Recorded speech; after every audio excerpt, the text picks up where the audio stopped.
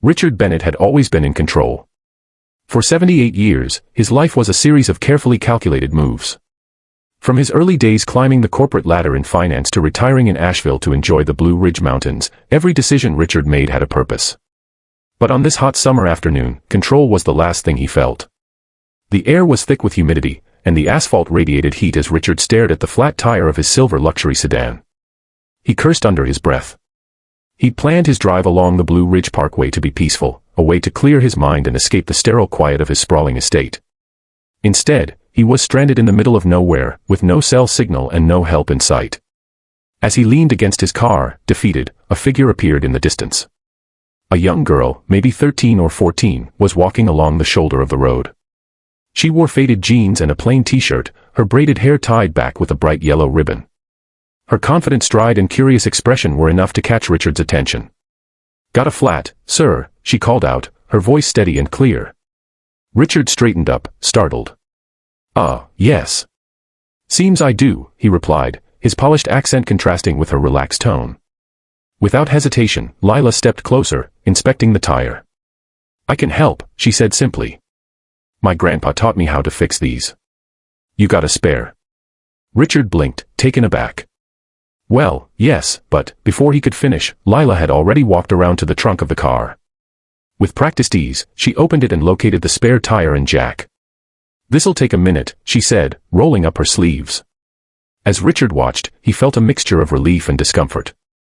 Here was this young girl, likely from a very different world than his, stepping up to help him without hesitation. Lila worked quickly, her small hands skillfully maneuvering the tools as if she'd done this 100 times before. "You're quite the mechanic," Richard said, attempting a smile. Lila shrugged. "Not really. Just learned what I needed to know. Life's like that sometimes, right?" If you're enjoying the story so far, don't forget to like this video and subscribe for more inspiring tales. Oh, and let me know in the comments where you're watching from. I'd love to hear from you. When the job was done, Lila wiped her hands on a rag she'd pulled from her pocket. "All set, sir. Should get you home just fine." Richard reached for his wallet, pulling out a crisp $50 bill. "Let me pay you for your time. It's the least I can do." But Lila shook her head, stepping back. "Nah, I don't need that. Just happy to help." Her words hung in the air, their sincerity striking a chord deep within Richard. He'd built his life around transactions, always expecting something in return. But here was a girl, offering help without any strings attached. It was humbling. "Thank you," Richard said, his voice quieter now. "You've been very kind." Lila grinned, slinging her backpack over her shoulder. "No problem, sir. You have a good day." That night, Richard sat in his sprawling estate, the taste of his chef-prepared dinner fading into the background as he replayed the afternoon in his mind. Lila's smile, her simple act of kindness, and the way she refused his money had left a mark.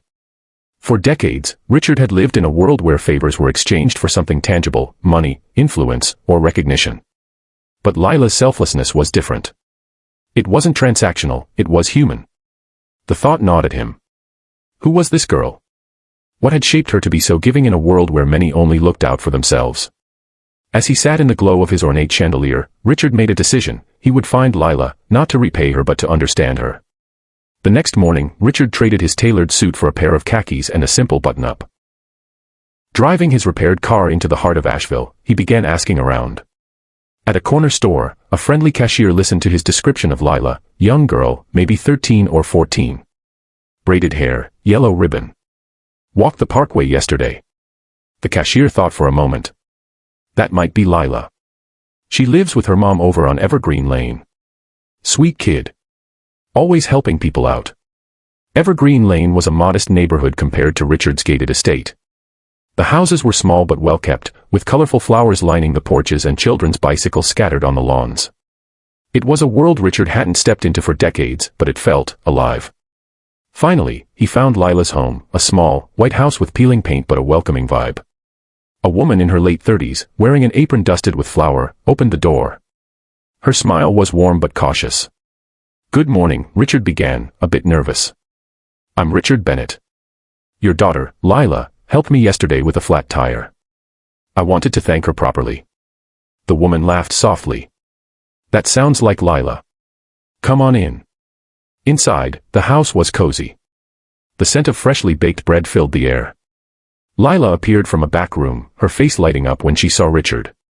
"Hey, mister. Your car doing okay?" Richard chuckled. "Thanks to you, yes. I wanted to say thank you again. Your kindness really meant a lot."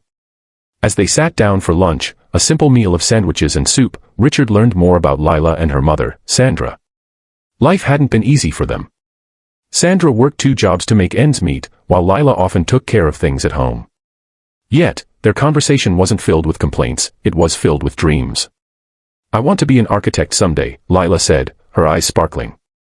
"Asheville has such cool buildings, you know. I want to design things that last."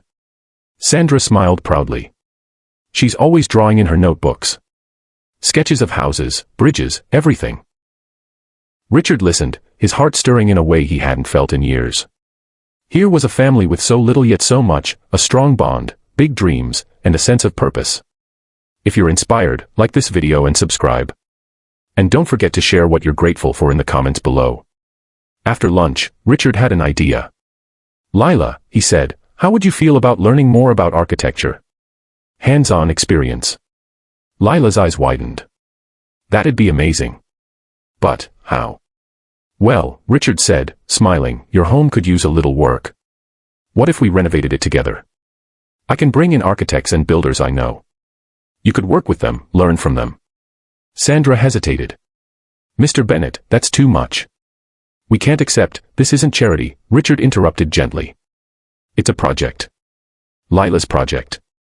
I'll cover the costs, but she'll be in charge. What do you say?" Lila's grin stretched ear to ear. "Yes. Absolutely yes." Over the next few weeks, the small house on Evergreen Lane became a hive of activity. Architects and builders, many of whom were locals, came together to transform the home. Lila was there every step of the way, measuring, sketching, asking questions, and even hammering nails. Richard visited often, not as an overseer but as a participant.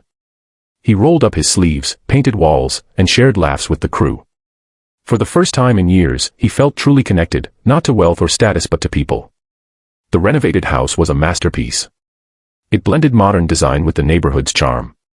Lila's ideas were everywhere, in the colorful porch, the skylights that let natural light flood the living room, and the little study nook she'd dreamed of for years.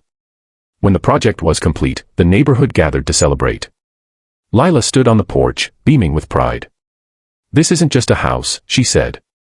"It's a dream come true." Richard felt a lump in his throat. "No, Lila," he said quietly. "You made the dream come true." Richard's life had changed in ways he never anticipated. The flat tire on the parkway wasn't just an inconvenience, it was a turning point. Lila's kindness had sparked something in him, a desire to give without expecting, to connect without conditions. As the weeks turned into months, Richard became a regular visitor in Lila's neighborhood. He no longer came as Mr. Bennett, the wealthy retiree, but simply as Richard, a friend and mentor. He started hosting small community events, using his resources to bring neighbors together. From cookouts to workshops for local kids, he found joy in being part of something bigger than himself. For Lila, the house renovation was just the beginning. With Richard's encouragement, she applied to a summer architecture program for young students at a local college. Her portfolio, filled with sketches from the renovation project, impressed the admissions team. She was accepted with a partial scholarship. When the letter arrived, she ran straight to Richard's estate, waving it excitedly. "You did this," she exclaimed, hugging him. "No, Lila," Richard said, smiling. "You did this. I just reminded you how capable you are." The story of Lila and Richard spread through Asheville, inspiring others. A local news station even ran a piece about the renovation and the unlikely friendship between the two. Donations poured in for a fund Richard created to support young students like Lila. The fund focused on providing hands-on mentorship in creative fields, ensuring kids in underserved communities had the tools to chase their dreams. Lila became a symbol of hope in her neighborhood. Her story proved that big changes could come from small, selfless acts. She started mentoring younger kids, teaching them the basics of design and encouraging them to dream big, just as Richard had done for her. A year later, Richard hosted a celebration at his estate to mark the anniversary of the house renovation. Lila, now more confident and poised, stood before the small crowd gathered on the lawn. "This past year has been the best of my life," she began. "Not because of what we built, but because of the people who came together to make it happen. Mr. Bennett taught me that kindness can change lives. But the truth is, it's a two-way street. Helping someone helps you too. Thank you for believing in me." The crowd erupted in applause, and Richard felt his chest swell with pride. He had spent decades chasing wealth, yet it was in these moments, surrounded by Lila, her mother, and their community, that he finally felt rich. As the sun set over Asheville that evening, Richard sat on a bench overlooking the mountains. Lila joined him, carrying 2 glasses of lemonade. They sipped in comfortable silence, watching the sky turn shades of pink and orange. "Do you regret taking that road trip?" Lila asked with a playful smile. "Not for a second," Richard replied. "Sometimes, the best journeys start with a flat tire." They both laughed, the kind that came from shared understanding. As Richard and Lila watched the last rays of sunlight disappear behind the mountains, they knew this was more than the end of a story.